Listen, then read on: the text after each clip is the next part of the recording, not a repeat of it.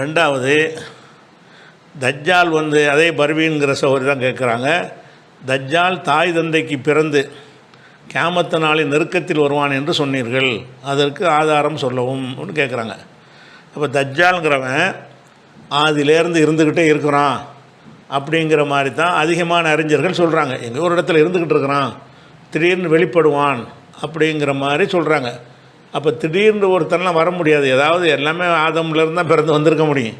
திடீர்னு ஒருத்தன் வர பொதுவான ஒரு விதி, பொதுவாக எந்த ஒரு மனிதனாக இருந்தாலும் ஒருத்தன் வருவான் என்று சொன்னீங்கன்னா அவன் தாய் தந்தைக்கு பிறப்பான் என்பது தான் அர்த்தமே தவிர ஆகாயத்திலேருந்து இறக்கப்படுவான்னு அர்த்தம் வராது. யாரை பற்றி வருவான்னு சொல்லப்பட்டாலும் பிற்காலத்தில் மகதி வருவார்னு சொல்லப்பட்டால் மகதி எங்கேருந்து வருவார்?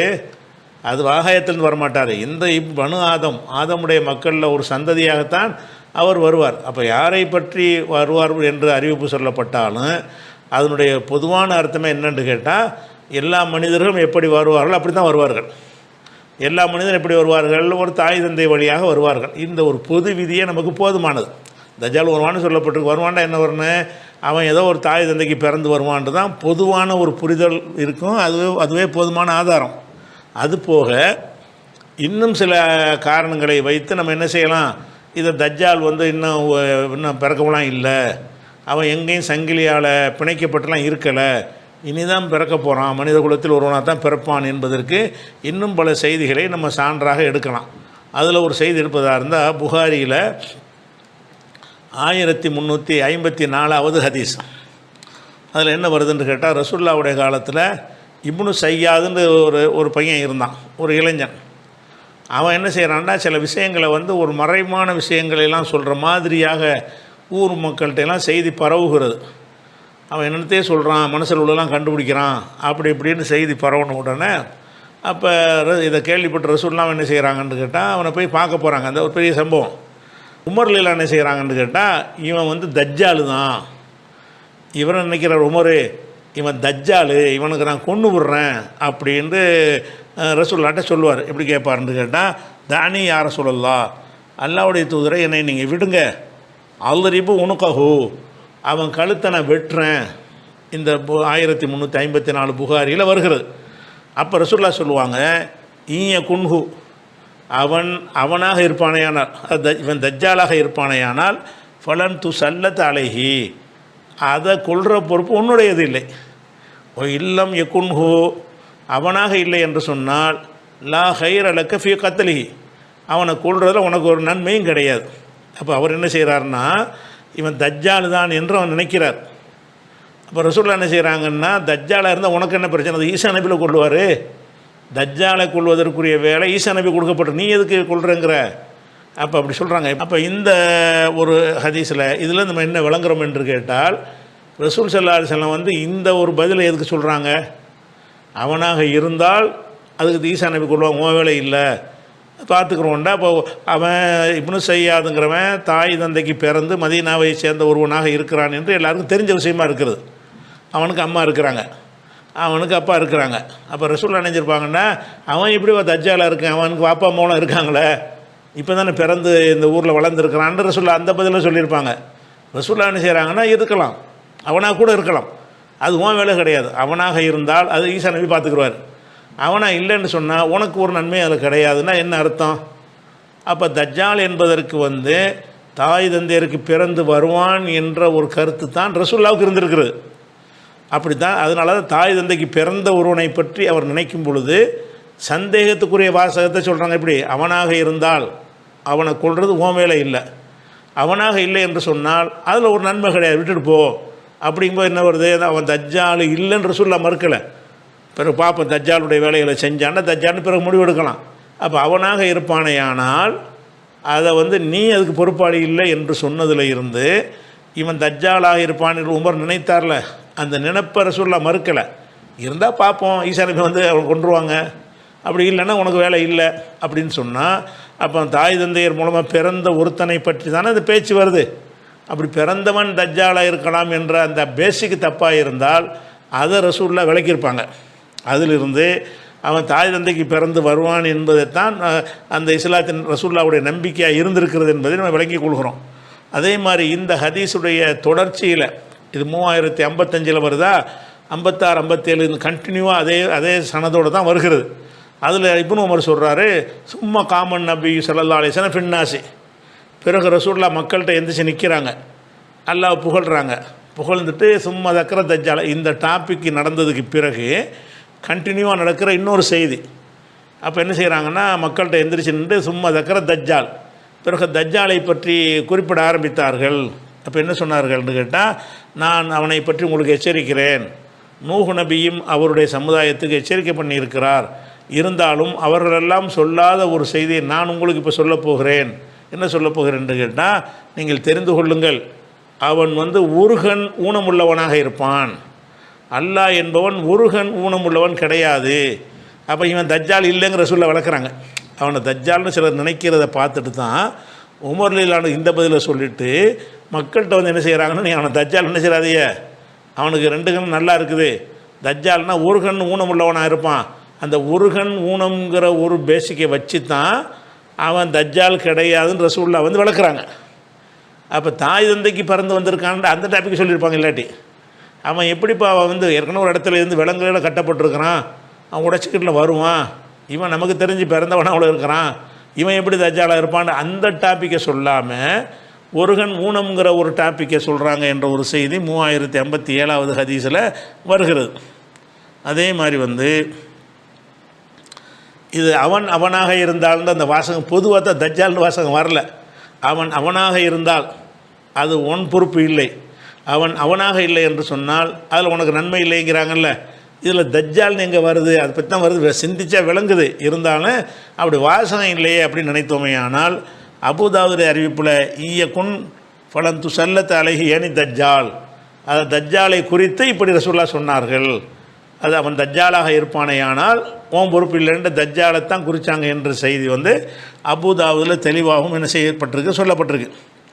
அதே மாதிரி என்னென்னு கேட்டால், இந்த இப்னு சையாத் ஒரு மாதிரியாக ரசூலுல்லாஹ்வுக்கு எதிராகலாம் சில செஞ்சுக்கிட்டு இருந்தான். ஒரு சின்ன ஒரு காலகட்டத்தில் அப்படி அல்லாஹ் அவனை ஆக்கியிருந்திருக்கிறான். பிறகு அவனுக்கே இரையச்சம் அவனுக்கு திருந்தி அவன்கிட்ட ஒரு மாற்றம் ஏற்பட்டு அவன் இஸ்லாத்தை தழுவி கொண்டான். இஸ்லாத்தை தழுவிட்டு ஹஜ்ஜிக்கு வேற என்ன செய்கிறான், போகிறான். ஹஜ்ஜிக்கு போகும்போது அபு சயீத் அல் ஹுத்ரி என்கிற சஹாபியும் அவனோட சேர்ந்து ஹஜ்ஜிக்கு போகிறார். அப்போ சஹிப்து இப்னு சாயிதின் இலா மக்கத்தை, நான் மக்கா வரைக்கும், மதீனாவிலேருந்து மக்கா வரைக்கும் இப்னு சையாதோடு நான் நினைஞ்சேன் தோழமை கொண்டிருந்தேன். ஃபகால் அலி, அவன் என்னிடத்தில் கேட்டான், தஜ்ஜாலுக்கு இப்னு சையாத் கேட்குறான், அமா கது லக்கீத்து மினன்னாசி எஸ்வமூன அன்னி தஜ்ஜால், நான் தான் தஜ்ஜால்னு மக்கள்லாம் நினைக்கிறாங்களே, அதை பற்றி சிந்தித்து பார்த்தீர்களா அப்படின்னு அவர்கிட்ட போய் தஜ்ஜால்னு சொல்கிறது பரவலாக இருக்குது. ஊர் பூரா இவன் தஜ்ஜால்னு பரவி போச்சு. இந்த இப்னு நினச்ச மாதிரி நிறைய பேர் நினச்சிருக்கிறாங்க. அப்போ அதை பற்றி முறையிடுறான். அந்த இப்னு சாயிதுங்கிறவர் என்ன செய்கிறார், முறையிடுறான்னு சொல்லக்கூடாது. ஏன்னா அவர் இஸ்லாத்தை ஏற்றுக்கொண்டதுனால அந்த இப்னு சாயிது முறையிடுறார் யார்கிட்ட, அபு சயீதுகிட்ட. அப்போ அவர் சொல்கிறார், மேலே அவர் இப்னு சாயிது சொல்கிறாரு, அலஸ்த சமயத்தை ரசூலுல்லாஹி ஸல்லல்லாஹு அலைஹி வஸல்லம் யகூல், ரசூலுல்லாஹ் சொன்னதை நீங்கள் கேட்கலையா, இன்னஹு லா யூலது லஹு, அவனுக்கு புள்ளக்குட்டி இருக்காது என்று ரசூலுல்லாஹ் சொன்னாங்கல்ல, எனக்கு புள்ளக்குட்டி இருக்குதே, நான் எப்படி தஜ்ஜாலாக இருப்பேன்? அப்போ என்னங்கிற தஜ்ஜால் நான் இல்லைங்கிறதுக்கு முன்ற ஆதாரம் என்னென்னு கேட்டால், எனக்கு வாப்பா அம்மா இல்லாமல் நான் அந்த ஆணாதியாக இருந்துக்கிட்டு இருப்பேன்ற அவர் அந்த வாதம் வைக்கலை. நான் தஜ்ஜால் இல்லைங்கிறதுக்கு என்ன வாதம் வைக்கிறார்னு கேட்டால், அந்த ஆள் ரசூல் ஸல்லல்லாஹு அலைஹி வஸல்லம் சொன்னாங்க, இன்னஹு லா யூலது லஹு, அவனுக்கு பிள்ளையே பிறக்காது என்று ரசூலுல்லாஹ் சொன்ன உங்களுக்கு தெரியுமா அப்படின்னு இப்னு சையாத் அபு சையிட்ட கேட்குறார். அபு சையித் என்ன செய்கிறார், தெரியுமா, நம்ம ரசூலுல்லாஹ் சொல்லியிருக்கிறாங்க. அப்போ இப்னு சையத் சொல்கிறாரு, அது உளிதல்லி, இப்போ எனக்கு பிள்ளை இருக்குதே, இப்போ நான் தஜ்ஜால் இல்லை, தஜ்ஜாலுக்கு பிள்ளை குட்டி இருக்காது, எனக்கு குழந்தைகள்லாம் இருக்குதே அப்படின்னு அவர் சொல்கிறார். ரெண்டாவது கேட்குறாரு, ரசூல் ஸல்லல்லாஹு அலைஹி வஸல்லம் அவர்கள் தஜ்ஜால் என்பவன் லா எதுகுலுல் மதீனத்தை வலா மக்கத்தை, மக்காவுலை மதீனாவுலை நுழைய மாட்டான்னு ரசூலுல்லாஹ் சொன்னாங்க, அது தெரியுமா, நீங்கள் கேள்விப்பட்டிருக்கீங்களான்னு இப்னு அபு சையிட்ட கேட்குறார். அப்போ அபு சையித் சொல்கிறாங்க, ஆமாம் ரசூலுல்லாஹ் சொல்லியிருக்கிறாங்க. அப்போ ஃபக்கது உளித்து பல் மதீனா, நான் மதீனாவுடன் பிறந்திருக்கிறேன், வஹான உரிது மக்காவுக்கு நான் போயிட்டுருக்கிறேனே, அப்போ என்னை நான் தஜ்ஜால்னு நினைக்கிறீங்க, தஜ்ஜால் மதீனாவுக்குள்ளே வரவே மாட்டான்னு ரசூலுல்லாஹ் சொல்லிட்டாங்க, மக்காவில் வரமாட்டான்னு சொல்லிட்டாங்க, நான் பிறந்ததே மதீனா தான், இப்போ உங்களோட சேர்ந்து ஹஜ்ஜிக்கு மக்காவுக்கு தான் போயிட்டுருக்கிறேன், அப்போ நான் 2 இடத்துக்கும் போகிறேனே, நான் எப்படி தஜ்ஜாலாக இருப்பேன் அப்படின்னு சொல்லிட்டு என்ன செய்கிறாரு, அவர் சொல்கிறார். இதில் இதில் இதில் முக்கியமான கவனிக்கிற ஒரு விஷயம் என்னென்னு கேட்டால், அப்போ தஜ்ஜால் என்றது இந்த அந்த இப்னு சையாத் மறுக்கும் பொழுது தஜ்ஜால்னு அப்படி பிறந்தாங்க வருவான், உங்களுக்கு தெரியாதா, எங்கேயே இருப்பான், விலங்கை போட்டு கட்டியிருக்கு, உடச்சிட்டு தானே வருவான் இருக்குது, அவன் தாய் தகப்பன்லாம் யாருன்னு தெரியாமையில் இருக்குன்னு அப்படி பதில் சொல்லலை. தஜ்ஜால்னு அவனுக்கு புள்ள குட்டி இருக்காதுல்ல, எனக்கு இருக்குதுல்ல, மக்கா மதீனாவுக்கு வரமாட்டான்னு நான் வர்றேன்ல, ஆனால் தஜ்ஜால் இல்லைன்னு சொன்னதை ரசூலுல்லாஹ் சொன்னதாக அபூ சையிட்ட கேட்டு அபூ சையித் ஒத்துக்கிறார். அபூ சையித் ஒத்துக்கிட்டதுனால அந்த ஹதீஸ் ஆத்தன்டிக்கான செய்தியாக போகுது. அப்போ தஜ்ஜாலுங்கிறவன் மக்களோட மக்களாகத்தான் பிறந்தான் வருவான் என்பது இதிலேருந்து விளங்குகிறது. அதே மாதிரி ஒரு கட்டத்தில் இது புகாரில் 7355வது ஹதீஸில் வருகிறது. அதாவது ஜாபீர் இப்னு அப்துல்லா அவர் என்ன செய்கிறாருன்னா, யஹ்லிஃபு பில்லாஹி, அல்லாஹ் மேலே சத்தியம் பண்ணி சொன்னார், அன்ன இப்னு சாயிது தஜ்ஜால். இந்த இப்னு சாயிது, இப்னு சையாதுன்னு வரும், சில இடத்துல இப்னு சாயிதுன்னு வரும். இந்த இப்னு சையாது தான் தஜ்ஜாலு அப்படின்னு ஜாபீர் சத்தியம் பண்ணி சொல்கிறாரு. அப்போ அவர்கிட்ட முகமது இப்னுல் முன்கதிர் என்பவர் அவர் கேட்குறாரு, அவர் தாபியில் உள்ளவர் கேட்குறாரு, குல்து தஹ்லிஃபு பில்லா, என்னப்பா அல்லாஹ் மேலே சத்தியம் பண்ணி பயங்கரமான விஷயத்தை சொல்கிறிய அப்படின்னு அவர் கேட்குறாரு. அவர் சொல்கிறாரு, இன்னி சமயத்து உமர் அவர்கள் யஹ்லிஃப் அலா தாலிக்க, இப்படி சத்தியம் போட்டு சொன்னார்கள், இந்த நபி ஸல்லல்லாஹு அலைஹி வஸல்லம் ரசூலுல்லாஹ்வுக்கு முன்னிலையில் வைத்து சத்தியம் போட்டு சொன்னார்கள். போலம் இன்குருஹுன் நபி ஸல்லல்லாஹு அலைஹி வஸல்லம், ரசூலுல்லாஹ் அதை மறுக்கலை, இவன் தான் தஜ்ஜால்னு கொல்ல போகிறேன்டார்ல, அவர் சொல்லியிருக்கிறார், ரசூலுல்லாஹ் முன்னிலையிலேயே இவன் தான் தஜ்ஜால் என்று சத்தியமிட்டு சொன்னார். அல்லாஹ் மேலே சத்தியமாக இவன் தான் தஜ்ஜாலுங்கிறார், ரசூலுல்லாஹ் மறுக்கலை, அப்படிங்கிறதுனால நான் சத்தியம் பண்ணி சொன்னால் என்ன அப்படின்னு கேட்குறாரு. அப்போ இந்த இப்னு சையாத் தஜ்ஜால் என்று சொல்லி இப்னு உமர் அவர்கள் நினைத்திருக்கிறார்கள். பிறகு அந்த நினைப்பு தவறு என்பதற்கு நெத்தில் அப்படி எழுதப்பட்டு இப்படி அதெல்லாம் சொல்லி ரசூலுல்லாஹ் பிறகு நிராகரிச்சிட்டாங்க. ஆரம்பத்தில் இப்னு உமர் அவர்கள் சொன்ன ரசூலுல்லாஹ் மறுக்கலை, அவன் தான் தஜ்ஜால்னு சொன்னது மறுக்கலை. எப்படி மறுத்தாங்க, அவன் தஜ்ஜாலாக இருந்தால் இருந்துட்டு போகிறான், அது ஈசா நபி பார்த்துக்குருவார், உனக்கு என்ன வேலை அப்படின்னு தான் சொன்னாங்களே தவிர அது மறுக்கலைங்கிறார். மறுக்கலைங்கிறதுனால நானும் சொல்கிறது சரியில்லை, தஜ்ஜால்னு அவனை சொன்னது சரியில்லை. ஆனால் அவர் என்ன ஆதாரத்தை வச்சு சொல்கிறாரு, ரசூலுல்லாஹ் துவக்கத்தில் அந்த உமர் அவர்கள் இவனை தஜ்ஜால் என்று சொல்லும் பொழுது மறுத்தார்களா, மறுக்கலை தானே, அதன்படி நானும் சொல்கிறேன் அப்படிங்கிறார். அப்போ அதில் என்ன விளங்குது என்று கேட்டால், இவன் தஜ்ஜால் என்று நினைக்கும் பொழுது ரசூலுல்லாஹ் இணைஞ்சிருக்கணும், தஜ்ஜால்னால் எங்கேயே கட்டி கிடக்குதுப்பா, அவனை கட்டி போட்டு ஒட்டச்சிக்கிட்டு ஒரு நாள் வருவான், நீ என்ன போய் இவனை போய் தஜ்ஜாலுங்கிற அப்படின்னு சொல்லியிருக்கணுமா இல்லையா? அவன் எங்கேயுமே இருக்கலை, மனிதனாகத்தான் பிறந்து வருவான்கிற ஒரு கான்செப்ட் இருக்க போய் தான் என்ன செய்கிறாங்க, அவனாக இருந்துட்டு போகிறான்ப்பா, அது இருந்தால் அவர் ஈசா நபி பார்த்துக்குறோம், உனக்கு என்ன வேலை அப்படின்னு சொன்னால் என்ன விளங்குது, அவன் இல்லை, மனித குலத்தில் தான் பிறந்து வருவான் என்பது எனக்கு விளங்குகிறது. பொதுவான விதி அதுதான். அந்த விதி இந்த ஆதாரங்கள் இல்லாட்டா கூட பிற்காலத்தில் ஒருத்தன் வருவான்னு சொன்னால் எங்கேருந்து வருவான், ஆகாயத்தந்தான் வருவான் என்று சொன்னால் தாய் தந்தைக்கு பிறந்து தான் என்ன செய்வான், வருவான். அந்த ஒரு பேசிக்கினை வருகிறது. இந்த ஹதீஸ்களை வச்சு பார்க்கும் பொழுது இப்னு சையாத் தஜ்ஜால் என்ற மாதிரியான ஒரு எண்ணம் ரசூலுல்லாஹ்வுக்கு துவக்கத்தில் இருந்திருக்கிறது. வேறு அடையாளங்களை பார்த்து அவன் தஜ்ஜால் இல்லைன்னு பிறகு அவங்க விளக்கிட்டாங்க. அந்த ஆரம்ப காலத்தில் சொல்லும்போது மறுக்காமல் வேறு இருந்திருக்கிறாங்க.